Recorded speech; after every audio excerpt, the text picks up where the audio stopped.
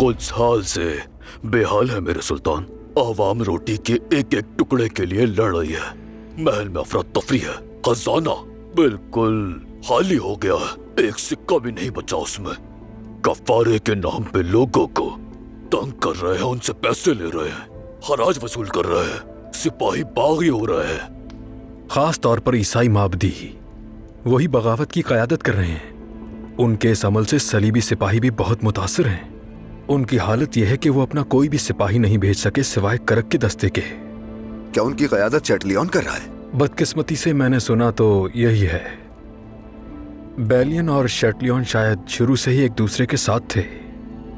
ओह, बेलियन।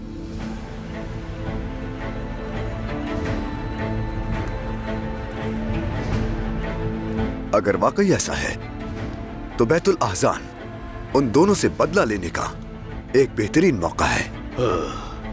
क्या तुम जानते हो कि उनका फौजी दस्ता कौन सा रास्ता इख्तियार करेगा? शैटलियन के मुआविन से सुना है उनकी फौज रिवायती रास्ता इख्तियार नहीं करेगी, बल्कि वो खुफिया रास्ते पर सफर करेंगे।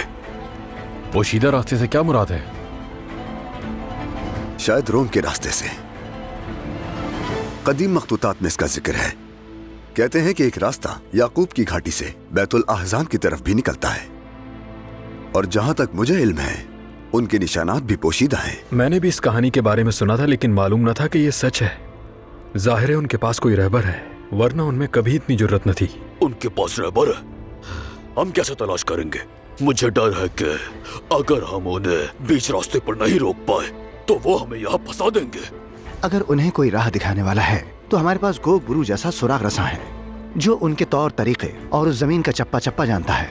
तो फिर सुबह सबसे पहले तुम उस रास्ते के निशानात तलाश करोगे जो उसकी सिमत तय करते हैं। जो आपका हुक्म मेरे सुल्तान। आराम करो जाके, कल का दिन बहुत तवील होगा।